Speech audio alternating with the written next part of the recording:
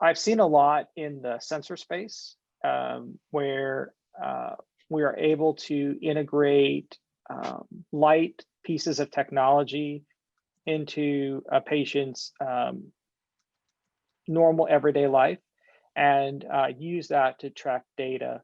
So I guess the simplest example is the Apple Watch, right? Not the most recent one that just came out a month ago, but the one before that had the ability to monitor heart rate. There were some devices that could connect to that. They can monitor a single lead EKG. The most recent Apple Watch that just came out can now monitor pulse oxygenation level, so and heart rate and EKG. So when you look at that in relation to the COVID epidemic, one of the cardinal hallmarks of risk for complications of COVID is low oxygenation levels. And so I had spent 2 months in New York City as part of an Army Reserve mobilization at the Javits Center taking care of COVID patients. And what was really interesting is we would have patients whose blood oxygenation levels would drop into the 80s, but they could walk around and interact as well as myself, who was healthy. And so it's a really interesting phenomenon that we still don't completely understand from a scientific perspective, but having the ability for a patient that has medical comorbidities to look at their wrist and see that their oxygenation level is trending down. And that's an early sign that there may be something developing. It would really be a benefit to communities to help reduce the spread of disease. So I think these devices that are constantly evolving, constantly being developed, are really going to change the way we monitor our own diseases, and as a community, monitor how we're going to manage them from a clinical perspective.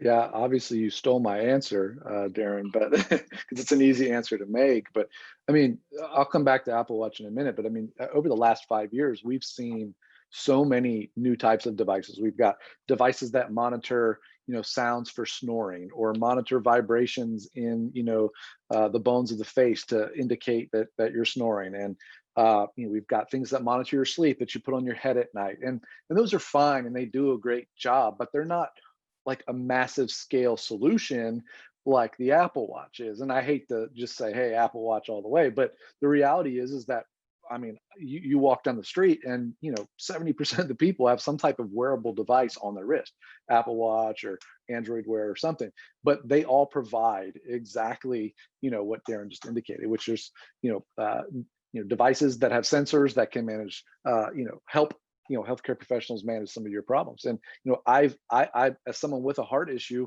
I've used the EKG on the Apple Watch and sent it to my doctor. I don't have to go in and do a checkup. I just send a couple of readings every now and then. He's happy, and it's a peace of mind, for me. And so I do have the new Apple Watch with the O2 sensors on it, and it's really interesting to see. And if I wear my mask too long or my mask is too thick, you can see some of the O2 levels start to drop. So there's very interesting capabilities that are coming down with wearables. And I think Apple Watch is the no-brainer, or any type of wearable device. And there was a time when you got sick and you sent somebody to go get the town doctor, who came to your house, via a horse and buggy, right? I mean, it wasn't all that long ago for a lot of communities that the doctor was making the house call. And that transition from a house call to an office at that time wasn't necessarily, for better patient care. It was more convenient for the physician to have people come to him or her, because now they could kind of get some economies of scale, right, and take care of more patients. But there's going to be a time in our generation that we're going to transition away from delivering healthcare in clinics and hospitals and start delivering it back in the home through technology, right? So a patient that may have pneumonia that goes to the emergency room and needs to expected to stay 2 or 3 days in the hospital to get some IV antibiotics, may wind up actually going in an ambulance back to their home and have a nurse and a paramedic stay there with them for those 2 or 3 days and deliver that care at home. And that's going to be enabled because we're going to have the ability to monitor and manage these patients remotely, to have physicians dial in to do things that we couldn't do just a few years ago without the technology that's being created today. do you feel like, and sorry to take your role, I'm curious about this myself. Do you feel that COVID is the catalyst that will start to push those solutions, into the forefront? Absolutely. I mean, if, one of the things that we've noticed in this COVID era is that, a patient may be at home and have a particular healthcare symptom developing, let's say chest pain. And heck, I don't want to go to the emergency room and sit in an emergency room and be exposed to somebody with COVID. I'm going to just wait it out. Well, then they wind up having a massive heart attack and either having, permanent damage to their heart or maybe even dying, right? So having the ability to interact with a clinician remotely and identify the risks of not going in or being able to treat somebody in their home is really where it's going to go back to. So hospitals will eventually go from being what they are today to the place where you go when you're extraordinarily sick because you have to get into an OR or something else, or maybe you're so sick that you're dying.